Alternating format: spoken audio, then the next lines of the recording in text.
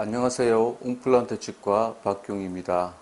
저번 시간까지 우리는 골질에 따라서 픽스처의 고정력이 차이가 나는 이유에 대해서 알아보았습니다.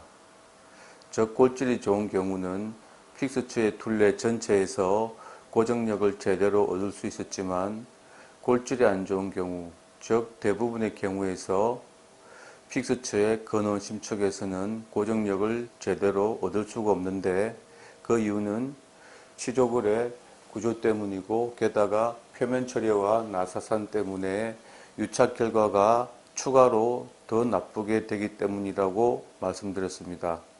그래서 나사산의 디자인을 변화를 주더라도 골질이 나쁜 경우는 역시 별 효과가 없기 때문에 어쩔 수 없는 부분이라고도 말씀드렸습니다. 따라서 우리가 앞으로 잊지 말아야 할 것은 임플란트의 고정력은 기본적으로 자연적 뿌리의 고정력에 비해서 훨씬 미치지 못한다는 것입니다. 왜냐하면 나중에 언급하겠지만 줄어든 골량 때문에 한 번 더 고정력에 손해를 보기 때문입니다. 어쨌든 이번 시간부터는 필요한 고정력을 예상하기 위해서 고려해야 할 요소에 대해서 알아보도록 하겠습니다. 우선 전체적인 개요를 미리 말씀드리자면 제작 시에 임플란트가 받는 교합 부하량, 줄여서 교합량은 선천적으로 타고난 교합량과 후천적으로 발생하는 교합량이 있는데 이 둘은 구강 내 모든 치아에 공통적으로 작용하기 때문에 전반적인 교합량이라고 합니다.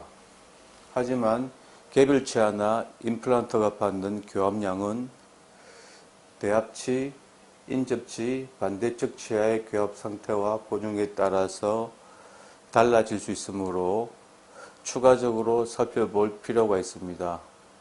그래서 이것을 국소적 교합량이라고 하고 따라서 전반적인 교합량과 국소적인 교합량을 같이 고려해서 임플란트에 필요한 고정력을 알 수 있다고 하겠습니다.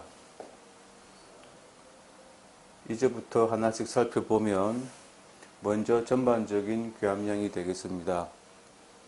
교합량이 클수록 임플란트의 고정력이 더 필요해지는 것인데 여기서 말하는 교합량은 교합력뿐만 아니라 교합 빈도와 교합 시간까지 포함하는 개념이라서 아까도 말했듯이 제작 시에 임플란트가 받는 부하량의 크기를 말하는 것입니다. 다시 말해서 얼마나 세게 심느냐가 아니라 얼마나 교합력을 많이 받느냐를 보자는 뜻입니다. 환자의 전반적인 교합량은 선천적인 것과 후천적인 것이 있겠는데 선천적으로 타고난 교합량을 측정할 방법은 없습니다. 그래서 제 경우는 이런 사항들을 종합적으로 고려해서 보고 있고 그중 이 세 가지는 주로 교합력의 크기와 관계가 있는 사항이 되겠습니다. 먼저 성별 및 연령차에 따른 교합력의 차이가 있겠는데 너무나 당연하지만 남성이 여성보다 젊은 사람이 나이 든 사람보다 교합력이 큰 것입니다. 물론 나이는 선천적인 것은 아니지만 현재 시점에서는 어쩔 수 없는 것이라서 선천적인 것으로 보는 것이죠. 그러나 이것은 일반적인 것이고 개인별로 교합력의 크기가 차이가 날 수 있는 점에 대해서는 이 고니알 앵글을 보고 교합력의 크기를 짐작할 수도 있겠습니다. 잘 아시다시피 고니알 앵글은 교근의 정지점이고 저작권 중 가장 발달되어 있는 교근이 여기에 붙어서 이 방향으로 강하게 수축하기 때문에 고니알 앵글과 가까운 대구축 부위에서는 교합력이 가장 큰 것이죠. 따라서 파노라마에서 고니알 앵글이 이렇게 많이 발달된 사람은 강하게 씹을 수 있게 선천적으로 타고났다고 보는 것입니다. 하지만 이렇게 고니알 앵글이 발달이 안 되어 있다고 하더라도 교합력이 작을 수 있을 뿐이지 교합량까지 작다고 볼 수는 없기 때문에 절대적으로 참고할 만한 기준은 아닙니다.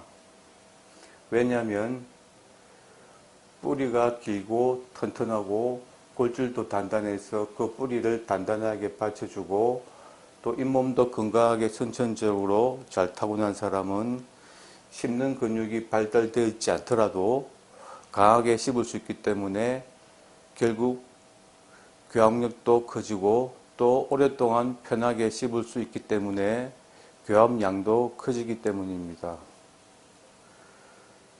그래서 이 중년 남성의 선천적인 교합량을 평가를 해보자면 비록 고니알 앵글은 발달되어 있지 않지만 뿌리의 길이와 모양은 좋습니다. 골질은 좋은 편은 아니지만 뿌리 주변으로 치밀골 형성이 잘 되어 있습니다.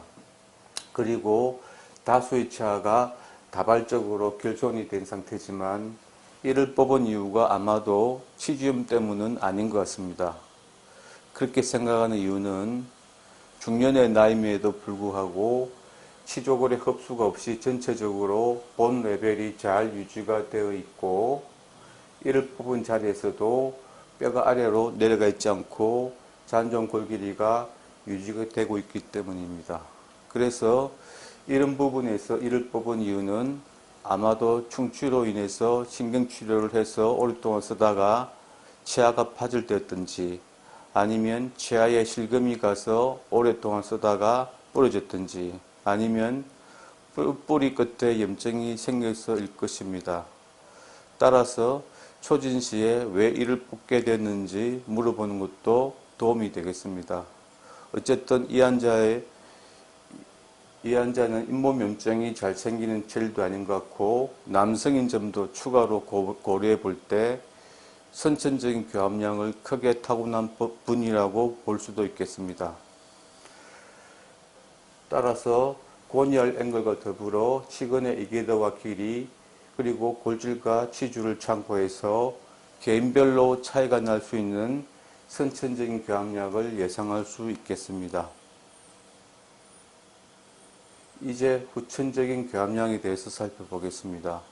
이것은 선천적으로 타고난 것과는 상관없이 어떻게 쓰느냐 하는 것인데요. 오랫동안 그리고 자주 씹을수록 또 단단하고 질긴 음식을 많이 씹을수록 픽스처의 고정력이 더 필요해지기 때문입니다. 따라서 추가적으로 발생할 수 있는 교합량이라고도 할 수 있겠습니다. 후천적인 교합량도 측정할 방법은 역시 없고 대신에 짐작을 할 수 있는 방법이 대략 두 가지가 있겠습니다. 첫 번째 방법은 구강 내 검진을 통해서 교합면의 마모나 치아의 파절, 실금이 있는지를 보는 것인데 교합량이 클 때 흔히 나타나는 특징적인 사인이 되겠습니다. 왜냐하면 대충 씹어서 삼키는 사람도 있지만 오랫동안 천천히 꼼꼼하게 씹는 사람도 있고 또 단단하고 질긴 음식이라면 질색을 하는 사람도 있지만 반면에 좋아해서 물어뜯고 갈아내는 식습관의 차이에 따라 이러한 흔적이 구강 내에 나타나기 때문입니다. 따라서 이러한 사인이 한두 개가 아닌 다수의 치아에서 발견된다면 임플란트의 고정력이 많이 필요한 환자라고 봐야 되겠습니다. 또 식사를 자주 그리고 많이 하셔야 할 입장에 있는 분도 있을 겁니다. 그래서 이러한 사인이 안 보이더라도 초진시에 환자분한테 물어보는 것도 두 번째 방법이 되겠습니다. 예를 들어서 저희 경우는 식사하실 때 오랫동안 찬찬히 씹는지 아니면 빨리 드시는지 그리고 단단한 음식을 좋아하는지 등을 물어봅니다. 또 환자의 성향도 고려해 봐야 합니다. 예를 들어서 물어보세요라고 하면 대부분의 경우 조심성이 있게 지그시 물지만 어떤 경우에는 전속력으로 빠르게 물어서 이렇게 소리가 날 만큼 세게 이를 부닥치는 분도 있습니다. 이런 분들은 임플란트를 하고 난 뒤에 앞으로 어떻게 쓸 것인지 충분히 예상이 되죠. 이런 경우는 고정력뿐만 아니라 선택할 픽스처의 종류와 수술 방법, 또 보철물의 타입까지도 영향을 미칩니다. 또 교곤이 이렇게 드러날 정도로 세게 묻는 분도 있죠. 세게 씹는 것을 좋아하는 교합 습관을 가지고 있는 것입니다. 마지막으로 밤에 잘 때 밤새 이를 뿌듯뿌듯 가는 분도 계신데요. 정도의 차이에 따라 다르겠지만 이 경우는 정말 답이 없습니다. 왜냐하면 임플란트가 거의 24시간 엄청난 혹사를 당하기 때문이죠.